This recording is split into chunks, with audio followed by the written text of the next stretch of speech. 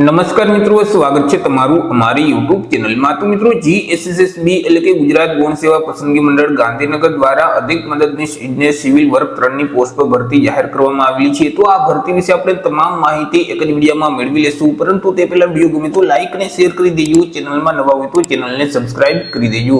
તો ચાલો મિત્રો, વિડીયોની શરૂઆત કરીએ।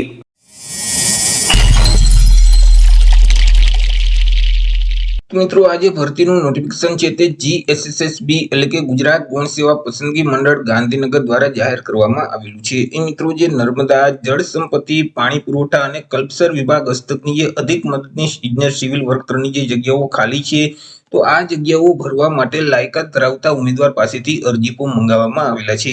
તો સૌથી પહેલા તો આપણે ચર્ચા કરી લઈશું કંઈક અગત્યની તારીખ વિશે। હવે મિત્રો, આ જે ભરતી છે તેમાં જો તમારે અરજી કરવી હોય તો ઓનલાઈન અરજી ફોર્મ ભરવાનું રહેશે। ઓનલાઈન અરજી ફોર્મ છે તે 1 એપ્રિલ 2025 બપોરના 2 વાગે શરૂ કરી દેવામાં આવશે। 1 એપ્રિલ 2025 થી લઈને 25 એપ્રિલ 2025 સુધીમાં તમારે ઓનલાઈન અરજી કરવાની રહેશે। અરજી ફોર્મ જે ઓજાસનું પોર્ટલ છે એટલે કે ojas.gujarat.gov.in નામની જે વેબસાઇટ છે તે વેબસાઇટ ઉપર જે 25 એપ્રિલ 2025 સુધીમાં તમારે ઓનલાઈન અરજી ફોર્મ ભરવાનું રહેશે। જો મિત્રો, તમે આ ભરતીમાં ઘર બેઠા જ ઓનલાઈન અરજી ફોર્મ ભરવા માંગતા હોય તો અમારા જે WhatsApp નંબર છે 6352228352, આ નંબર પર તમે WhatsApp પર મેસેજ કરશો કે અમારે અધિક મદદનીશ ઇજનેરમાં અરજી ફોર્મ ભરવું છે, તો તમને નજીવી ફી સાથે ઘર બેઠા જ ઓનલાઈન અરજી ફોર્મ ભરી દેવામાં આવશે। ચર્ચા કરી લઈએ મિત્રો જગ્યા વિશે કે કુલ કેટલી જગ્યા છે અને કેટેગરી મુજબ કેટલી જગ્યા રહેશે। તો કે કુલ જે જગ્યા છે તે 61 જેટલી જગ્યા છે। આ જે 61 જગ્યા છે તેમાંથી મિત્રો બધિર અને ઓછું સાંભળનાર જે દિવ્યાંગ ઉમેદવાર છે તેમના માટે 21 જેટલી જગ્યા રહેશે। ત્યાર પછી મગજના લકવા સહિતની હલનચલનની દિવ્યાંગતા ધરાવતા જે ઉમેદવાર છે, રક્તપિત્તમાંથી સાજા થયેલ જે ઉમેદવાર છે, વામનતા ધરાવતા ઉમેદવાર છે, એસિડ એટેકનો ભોગ બનેલ અને નબળા સ્નાયુઓ ધરાવતા જે દિવ્યાંગતા ધરાવતા ઉમેદવાર છે, તો તેમના માટે 19 જેટલી જગ્યા છે। તે સિવાય સ્વનિલતા છે, બૌદ્ધિક દિવ્યાંગતા ધરાવતા છે, ખાસ વિષય શીખવાની અક્ષમતા અને માનસિક બીમારી ધરાવતા જે દિવ્યાંગ ઉમેદવાર છે, તે સિવાય બહેરાશ છે, અંધત્વ છે એટલે કે એક કરતા વધારે પ્રકારની દિવ્યાંગતા ધરાવતા જે વ્યક્તિઓ છે, ઉમેદવાર છે, તો તેમના માટે કુલ 21 જેટલી જગ્યાઓ રહેશે। આવી રીતે કુલ 61 જેટલી જગ્યા પર દિવ્યાંગતા ધરાવતા ઉમેદવાર માટે આ ભરતીની જાહેરાત કરવામાં આવેલી છે। વાત કરી લઈએ મિત્રો પગાર ધોરણ વિશે કે ઉમેદવારને કયા પગાર ધોરણ મુજબ પગાર આપવામાં આવશે। તો ઉમેદવારને પ્રથમ 5 વર્ષ સુધી તો ફિક્સ પગાર છે તે મળવાપાત્ર થશે। 5 વર્ષ સુધી ₹49,600 ફિક્સ પગાર આપવામાં આવશે।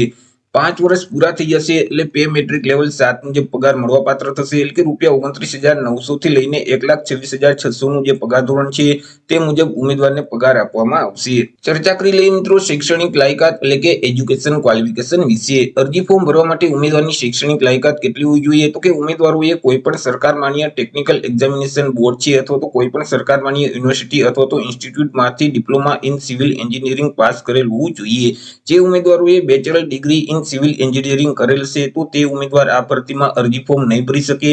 એ મિત્રો, ડિપ્લોમા ઇન સિવિલ એન્જિનિયરિંગ કરેલ જ ઉમેદવાર આ ભરતીમાં અરજી ફોર્મ ભરી શકશે। સાથે સાથે ઉમેદવાર પાસે બેઝિક કોમ્પ્યુટરનું નોલેજ હોવું જોઈએ। ઉમેદવાર પાસે ગુજરાતી ભાષાનું જ્ઞાન હોવું જોઈએ અથવા તો હિન્દી ભાષાનું જ્ઞાન હોવું જોઈએ અથવા તો બંને ભાષાના જાણકાર હોવા જોઈએ। વાત કરી લઈએ મિત્રો કોમ્પ્યુટરની જાણકારી વિશે એટલે કે જે કોમ્પ્યુટરનું સર્ટિફિકેટ છે તે કયું માન્ય ગણવામાં આવશે તેના વિશે આપણે વાત કરીએ। તો કે મિત્રો, અહીં કોઈ પણ તાલીમ આપતી જે સંસ્થા છે કે જે સંસ્થામાંથી ઉમેદવારોએ બેઝિક કોમ્પ્યુટરનો કોર્સ પાસ કરેલ છે અને તેનું પ્રમાણપત્ર અથવા તો માર્કશીટ ઉમેદવાર પાસે હશે તો તે માન્ય ગણવામાં આવશે। ત્યાર પછી મિત્રો, અહીં સરકાર માન્ય જે યુનિવર્સિટી છે અથવા તો કોઈ પણ જે સંસ્થા છે કે જે સંસ્થામાંથી ઉમેદવારોએ કોમ્પ્યુટરના જ્ઞાન અંગે કોર્સ પાસ કરેલ છે અને ઉમેદવાર પાસે તેનું પ્રમાણપત્ર છે તો પણ તે માન્ય ગણવામાં આવશે। અથવા તો કોઈ પણ જે ડિપ્લોમા અથવા તો ડિગ્રી કે જે સર્ટિફિકેટ કોર્સ છે કોમ્પ્યુટર કોર્સ અને તે ઉમેદવારોએ પાસ કરેલ છે અને તેનું પ્રમાણપત્ર છે તો પણ તે માન્ય ગણવામાં આવશે।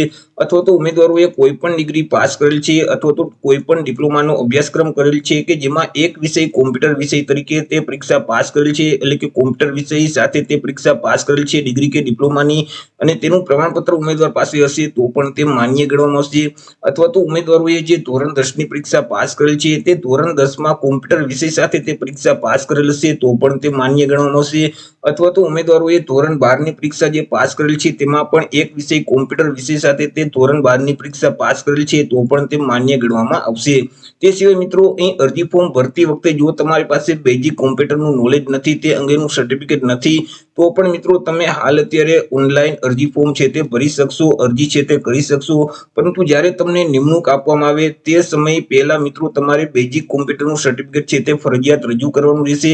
જો નિમણૂક આપતા પહેલા તમે સર્ટિફિકેટ રજૂ નહીં કરી શકો તો તમારી જે પસંદગી છે, તમારું ફોર્મ છે તે રદ કરી દેવામાં આવશે. ચર્ચા કરી લઈએ મિત્રો એજ લિમિટ એટલે કે વયમર્યાદા વિશે. અરજી ફોર્મ ભરવા માટે ઉમેદવારની ઉંમર કેટલી હોવી જોઈએ? તો કે અરજી ફોર્મ ભરવાની જે છેલ્લી તારીખ છે 25 એપ્રિલ 2025, આ તારીખને ધ્યાનમાં રાખી ઉમેદવારે પોતાની ઉંમરની ગણતરી કરવાની રહેશે.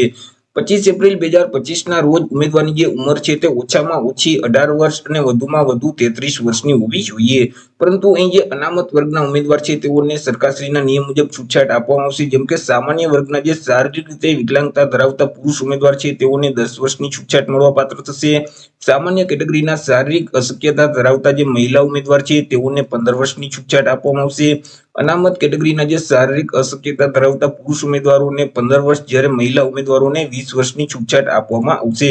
પરંતુ તમામ કેટેગરી માટે ઉમેદવારની ઉંમર છે તે મહત્તમ એટલે કે વધુમાં વધુ 45 વર્ષની હોવી જોઈએ. જો 45 વર્ષ કરતા ઉંમર વધી જતી હશે તો તેવા સંજોગોમાં મિત્રો અહીં ઉમેદવારને છૂટછાટ મળવા પાત્ર થતી નથી. વાત કરી લઈએ મિત્રો પરીક્ષા ફી વિશે કે કયા ઉમેદવારોએ કેટલી પરીક્ષા ફી ભરવાની રહેશે. તો અહીં મિત્રો તમામ ઉમેદવારોએ પરીક્ષા ફી છે તે ભરવાની છે. પરીક્ષા ફી તરીકે ₹400 ભરવાના રહેશે. પરંતુ તમે પરીક્ષામાં હાજર રહેશો, પરીક્ષા આપશો તો તેવા સંજોગોમાં તમે જે ₹400 પરીક્ષા ફી ભરેલ છે તે તમને પરત કરી દેવામાં આવશે. પરીક્ષા ફી છે તે તમારે મિત્રો ઓનલાઈન ભરવાની રહેશે. તમે net banking, credit card, debit card અથવા તો યુપીઆઈ ના માધ્યમથી ઓનલાઈન પરીક્ષા ફી ભરી શકશો. 30 એપ્રિલ 2025 સુધીમાં તમારે ઓનલાઈન પરીક્ષા ફી ભરી દેવાની રહેશે. વાત કરી લઈએ સિલેક્શન પ્રોસેસ વિશે કે ઉમેદવારનું જે સિલેક્શન છે તે કેવી રીતે કરવામાં આવશે. તો કે ઉમેદવારનું સિલેક્શન છે તે એક સ્પર્ધાત્મક પરીક્ષાના આધારે કરવામાં આવશે અને આ જે પરીક્ષા છે તે હેતુલક્ષી પ્રકારની રહેશે, એટલે કે તેમાં MCQ પ્રકારના પ્રશ્ન પૂછવામાં આવશે. મિત્રો આ જે પરીક્ષા છે તે CBRT ના માધ્યમથી એટલે કે ઓનલાઈન લેવામાં આવે તો તમારે તેમનો આન્સર છે તે કોમ્પ્યુટરમાં ઓનલાઈન આપવાનું રહેશે. પરંતુ જો ઓફલાઈન પરીક્ષા લેવામાં આવશે તો તેમનો આન્સર છે તે તમારે OMR શીટમાં આપવાનો રહેશે. મિત્રો તમને જે ક્વેશ્ચન પેપર આપવામાં આવશે તેમાં અલગ અલગ બે વિભાગ હશે, વિભાગ A અને વિભાગ B. બંને વિભાગ ફરજિયાત તમારે આપવાના રહેશે અને બંને વિભાગમાં પાસ થવું ફરજિયાત રહેશે. વિભાગ A વિશે વાત કરીએ તો વિભાગ A માં કુલ 60 MCQ પ્રકારના પ્રશ્ન પૂછવામાં આવશે કે જેમાં તાર્કિક કસોટીઓ અને ડેટા ઇન્ટરપ્રિટેશનને લગતા 30 પ્રશ્ન પૂછવામાં આવશે કે જેમના 30 માર્ક રહેશે. એટલે કે રીઝનિંગ સંબંધિત જે દાખલાઓ છે તેવા 30 દાખલાઓ પૂછવામાં આવશે કે જેમના 30 માર્ક રહેશે.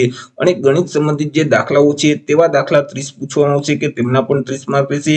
આવી રીતે મિત્રો વિભાગ A માં ગણિત અને રીડિંગના કુલ 60 પ્રશ્ન પૂછવામાં આવશે. એક પ્રશ્નનો 1 માર્ક એટલે વિભાગ A છે તે 60 માર્કનો રહેશે.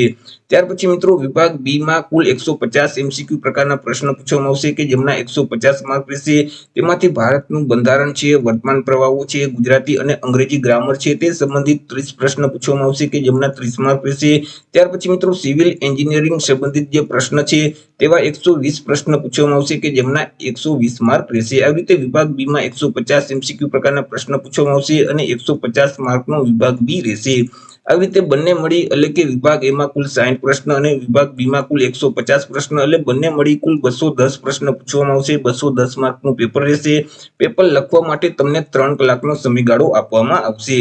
હવે મિત્રો આ જે પરીક્ષા છે તેમાં માઇનસ પદ્ધતિ લાગુ પડશે, એટલે કે જો તમે પ્રશ્નનો જવાબ ખોટો ટીક કરશો તો સાચા જવાબનો તમને 1 માર્ક મળેલ છે તેમાંથી 1/4 માર્ક એટલે કે 0.25 માર્ક છે તે માઇનસ કરી દેવામાં આવશે. તો એ રીતે મિત્રો ગુજરાત ગૌણ સેવા પસંદગી મંડળ ગાંધીનગર દ્વારા જે દિવ્યાંગ ઉમેદવારો છે તેમના માટે અધિક મદદનીશ ઇજનેર સિવિલ વર્ક 3 ની પોસ્ટ પર ભરતી જાહેર કરવામાં આવી છે. તો આશા રાખું છું વિડીયો પસંદ પડ્યો હશે. વિડીયો પસંદ પડ્યો તો લાઈક અને શેર કરી દેજો. ચેનલમાં નવા હોય તો ચેનલને સબસ્ક્રાઇબ કરી દેજો.